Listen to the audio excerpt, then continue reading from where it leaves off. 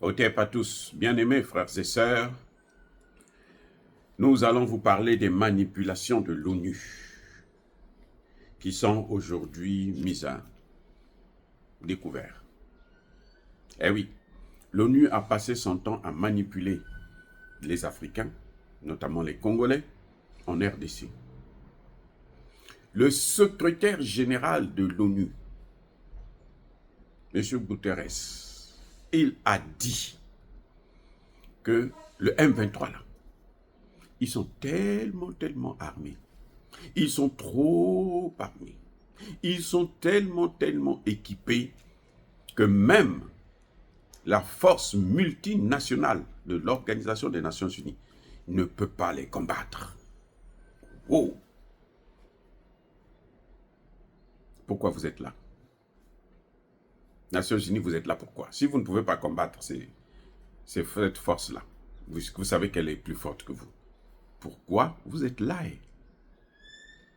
Bonne question. Deuxième thèse, qui est toute récente, là, que les Russes viennent de démentir. Le Rwanda a des missiles sol-air. Si un seul avion militaire rwandais décolle, et plutôt militaire congolais, un avion militaire congolais décolle sur le sol congolais, il sera bombardé, détruit. Il nous fait croire, ça c'est un rapport des Nations Unies, qui nous fait croire que le Rwanda a le contrôle du ciel congolais.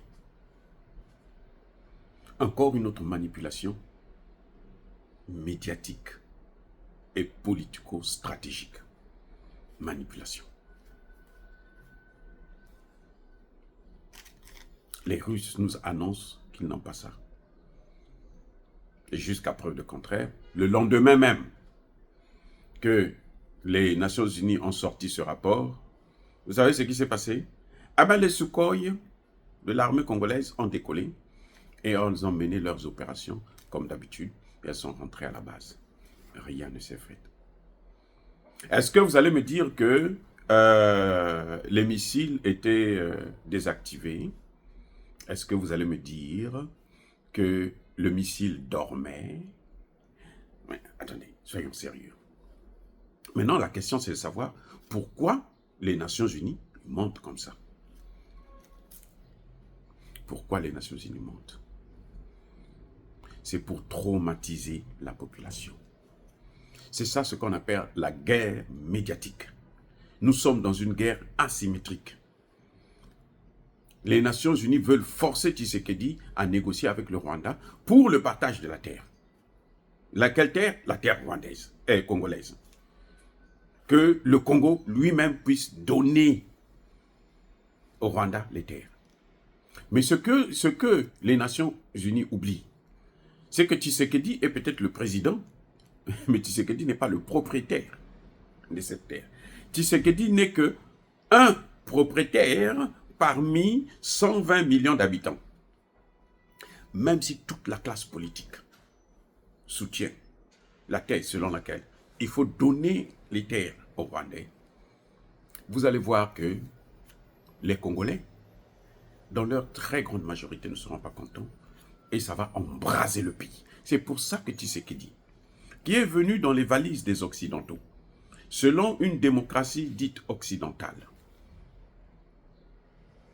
n'a pas pu assumer, accomplir sa mission. C'est à cause de ça.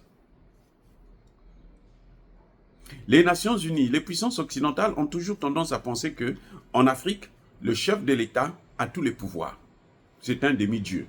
Comme chez eux, puisque eux, ils ont pris le pouvoir des populations, c'est eux qui détiennent les pouvoirs, ils pensent qu'en Afrique, c'est pas comme ça. Tshisekedi, s'il ose le faire, là, la malédiction qui va s'abattre sur lui, elle sera, mais alors, insaisissable. Eh oui. Non, les Nations Unies contribuent donc à la déstabilisation de la RDC. Jusqu'à preuve de contraire, ce qui se passe, c'est que lorsque les Nations Unies occupent une ville, vous apprenez qu'une bombe est tombée dans le camp des Nations Unies. Personne ne vérifie. Il n'y a pas d'enquête. L'enquête est menée par eux-mêmes. Là, ils ont des juristes qui sont mieux que les juristes rwandais. Ok, très bien. Mais personne ne vous dit que ce qu'ils ont dit là, c'est la vérité, puisque ce sont des menteurs.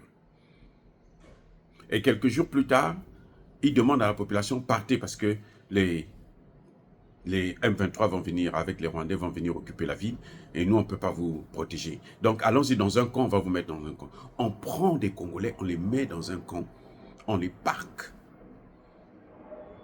dans des camps, et on laisse les M23 rentrer, occuper le terrain. C'est comme ça que ça se passe au Congo démocratique.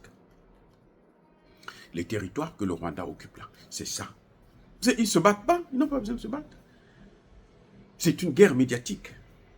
Donc les Nations Unies produisent un rapport, ils donnent l'information, ils simulent une détonation dans leur camp, et ils disent que ça vient du Rwanda. C'est les M23 qui ont fait. Et puis ils disent à la population, ah, il faut fuir, parce que nous aussi on va partir. Et eux aussi, ils sortent avec la population. Eux, ils ont déjà un autre camp là où ils vont aller occuper, dans une autre ville. Et toujours les grandes villes. Ils sont allés à Saké. Aujourd'hui, Saké est malheur. Tous les jours, il y a des combats à Saké. Goma, pareil.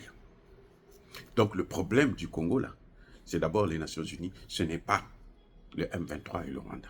Les Nations Unies, c'est-à-dire les puissances occidentales qui veulent balkaniser le Congo, ils ont pris le pays en otage.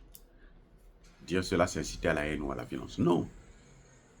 En tout cas, une fois de plus, soyez bénis, abondamment bénis par le Dieu des Kémites et par nos ancêtres angélisés. Mais que tous ceux qui persécutent le continent africain le pillent et le déstabilisent, qu'ils soient noirs, blancs, chinois, arabes, juifs, indiens ou qui qu'ils soient punis, maudits, foudroyés, neutralisés, écrasés, effacés par le Dieu des Kémites et par nos ancêtres angélisés. Vive l'Afrique éternelle, j'ai dit et j'assume.